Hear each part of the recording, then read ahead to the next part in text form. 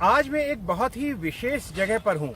ये जगह आप ऐसे कह सकते हैं कि एक बहुत घने शहर के बीच में एक जंगल है, या एक बहुत घना जंगल एक शहर के साथ बसा है, या कुछ शहरों के बीच में बसा है, और ये यहाँ की एक लाइफलाइन तैयार करता है। हम आपको ये जानकारी या ये फिल्म जो दिखाने जा रहे हैं वो इसलिए क्योंकि हिंदुस्तान की जो राजधानी दिल्ली है और एनसीआर का इलाका है, ये दुनिया के सबसे प्रदूषित इलाकों में है, और इसको इतना प्रदूषित बनाने में इंसानी हाथ काफी हद तक रहा है। और उसकी एक वजह यह है कि हमने सबसे समृद्ध और सबसे पुरानी जो अरावली की पहाड़ियां हैं उन्हें बर्बाद किया है। गुजरात से दिल्ली तक करीब 700 किलोमीटर की रेंज में फैली अरावली की दम तोड़ती ऐसी तस्वीरें आपने बहुत देखी होंगी, लेकिन दिल्ली हरियाणा बॉर्डर पर करीब 400 एकड़ में फैला ये बायोडायवर्सिटी पार्क पिछले 10 साल में उम्मीद की एक किरण लेकर आया है। कभी बंजर और निर्जीव हो चुके इस इलाके की कहानी बताते हैं पर्यावरण प्रेमी विजय धस्माना, जिन्होंने इस जंगल को पुनर्जीवित करने में अहम रोल अदा किया है। तो कल्पना ये थी कि हम गुड़गांव शहर जो माना जाता है एक नया शहर नई सोच के साथ, लेकिन इसने बहुत ही हनन किया है अरावली का और नेचुरल रिसोर्सेज का। तो हमने सोचा क्यों ना सिटीजन जो इतने सारे लोग इकट्ठा हुए थे इस पूरे पार्क को बनाने के लिए, क्यों ना हम एक जंगल को बुलाएं, अरावली के जंगल जो लुप्त होते जा रहे हैं उसको शहर के अंदर बुलाएं। अरावली के इस हिस्से में ये बदलाव दमघोंटू हवा में सांस ले रहे लाखों लोगों के लिए किसी सौगात की तरह है। तो यहाँ इस अरावली बायोडायवर्सिटी पार्क में सवेरे सवेरे कोई 5 किलोमीटर दौड़ने के बाद मैं पसीने से तरबतर हूँ। लेकिन जो असली बात आपको यहाँ बतानी है वो ये कि जो जगह एक तरह से बंजर और वीरान और बर्बाद हो गई थी, वो आज दिल्ली और गुड़गांव के बीचों बीच जैव विविधता का एक बहुत ही समृद्ध केंद्र बना हुआ है। बेल देख रहे हैं आप, ये खूबसूरत सा जो फूल आप देख रहे हैं, इसका नाम है कार्डियोस्पर्मम हेलिकाकाबम, और ट्रेडिशनल मेडिसिन में काफ़ी उपयोगी है ये प्लांट। देखिए कितने सुंदर पत्ते हैं और फूल भी कितना डेलिकेट है। लेकिन इसकी खास बात जो है वो ये इसके पॉड्स में है, इसके सीड्स में है। ये देखिए सीड्स इसके जो हैं, आप देखिए मैंने अभी भी निकाले हैं। हर सीड पे एक हार्ट है बना हुआ। तो इसका जो नाम है, जो साइंटिफिक नाम है कार्डियोस्पर्मम, वो इस सीड की वजह से आता है, कार्डियो हार्ट स्पर्मम बीज। अब यहाँ पे वनस्पति के वजह से पक्षी जानवर ये बहुत प्रोटेक्टेड फील करते हैं और इंसेक्ट लाइफ बहुत बढ़ गई है।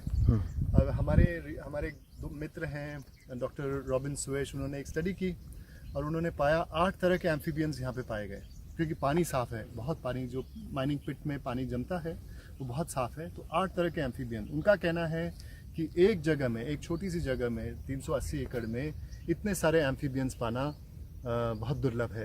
तो वो इसको बहुत क्रेडिट देते हैं कि ये इंडिकेटर है, बायो इंडिकेटर है कि यहाँ पे रेस्टोरेशन का काम बहुत अच्छा हुआ है। इसी प्रकार 200 से ज़्यादा पक्षी आज के दिन में ई बर्ड ने रिकॉर्ड किए हैं इस जगह पर।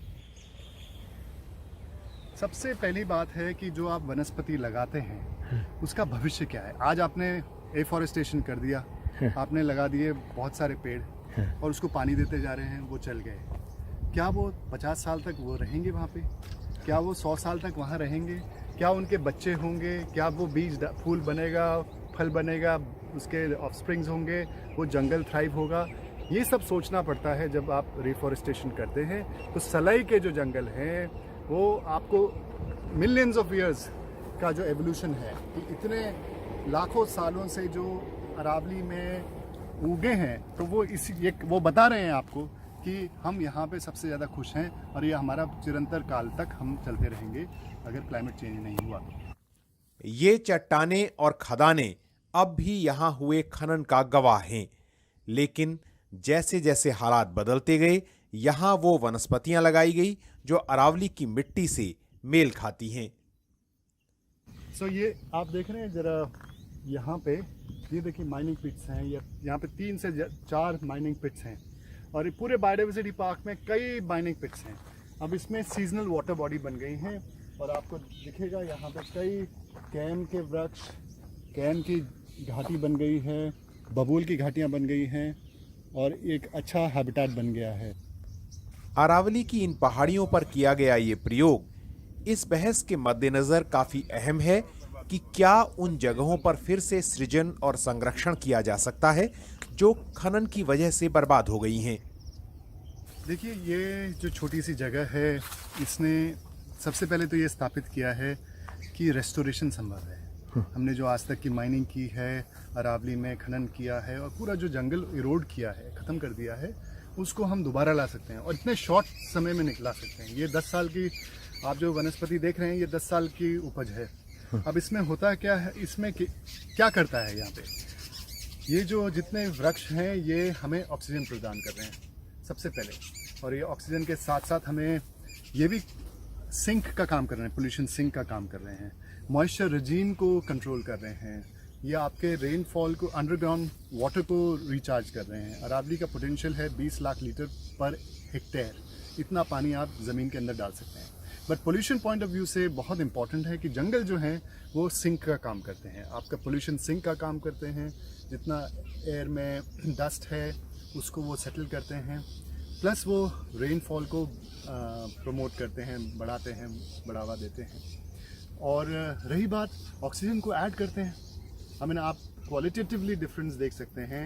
आप जब रोड पे होते हैं और आप अंदर आते हैं तो एक सांस लेने में और सांस को फील करने में जो मज़ा आता है वो अंदर इस जंगल में अच्छा लगता है। दिल्ली एनसीआर में वायु प्रदूषण की चुनौती इतनी विकराल है कि ऐसी इकलौती कंजर्वेशन साइट शायद पूरी समस्या से नहीं टकरा सकती। तो अरावली की कोशिश, छोटी सी कोशिश यहाँ पे हुई है 380 एकड़ में, लेकिन अरावली तो दिल्ली तक है, आपके जेएनयू में है, आपके सदर्न रिज में है, आपके असोला में है, आपके तुगलकाबाद में है, आपके सेंट्रल रिज में है, आपके नॉर्दर्न रिज में है। उधर क्या हो रहा है? सरकारें भले ही बेपरवाह या जंगलों के विनाश के लिए तत्पर हों, लेकिन खुशकिस्मती से कुछ जागरूक नागरिकों ने पहल शुरू कर दी है। दक्षिण दिल्ली के डिफेंस कॉलोनी इलाके में एक बरसाती नाले को ढकने के बाद अथॉरिटीज ने यहां मलबे और कचरे का ढेर छोड़ दिया, जो लगातार बढ़ता ही जा रहा था। लेकिन यहीं रहने वाले राजीव सूरी और उनके साथियों ने मलबे और कचरे के उस अंबार को पिछले कुछ सालों में एक ग्रीन बेल्ट में तब्दील कर दिया है। Citizens initiative is the best initiative. और हम लोग लग गए भी, अपने अपने ट्रक हम लोग ने हायर किए, मलबा हटाए। फिर उसके बाद यहाँ के जो काउंसलर थे, एमसीडी के काउंसलर अभिषेक दत्त, उन्होंने भी कुछ हम लोग को मदद की, ट्रक्स वगैरह लगा के मलबा हटाया। परंतु इतना मलबा था, हम लोग को 3 साल लग गए। रिपीटेडली ये मलबा ईच टाइम हम लोग केयर करते थे और उभर के आ जाती थी। फिर हम लोग ने ट्रक मट्टी के खरीद के, जो कंस्ट्रक्शन यहाँ पे हो रही है, उनके जो ड्राइवर्स थे उनको बोला, भैया आप बाहर ले जाने के बजाय हमें यहीं पे डाल दीजिए। और हम लोग ने फ्रेश मट्टी डाला एंड प्लांटेशन साथ के साथ हम लोग ने चालू कर दी। अब वो जो नन्हे प्लांट्स थे उनको देखभाल करना बहुत ज़रूरी था, बिकॉज वो इतनी एडवर्स कंडीशंस में उनको सर्वाइव करना वाज वेरी डिफिकल्ट। और ग्रेजुअली हम लोग ने उसको जो सर्वाइवल हुआ और हर एक साल इनफिलिंग करके और बढ़ा के हम लोग ने एक ये मिनी फॉरेस्ट बना दिया। आज यही ग्रीन बेल्ट धूल और प्रदूषण के खिलाफ पहली दीवार बनकर खड़ी है और यहाँ परिंदों का आना शुरू हो गया है। सूरी के साथ हरियाली बचाने में लगे उनके साथी कहते हैं कि अरावली बायोडायवर्सिटी पार्क हो या दिल्ली में चल रही कोई छोटी पहल, सबके पीछे सोच यही होनी चाहिए कि नई पीढ़ी के फेफड़ों में प्रदूषण का जहर ना भरे। अब आपका घर में जो स्टाफ है या कोई जो बना रहा है खाना, वो कहे कोई बात नहीं मैम, आज गलती होगी, आपके बच्चे को थोड़ा सा जहर दे दिया, आप कैसे रिएक्ट करेंगे? आप उसको मारने को दौड़ेंगे। यही तो हो रहा है, हर रोज़ हमारा बच्चा हर सांस में जहर ले रहा है।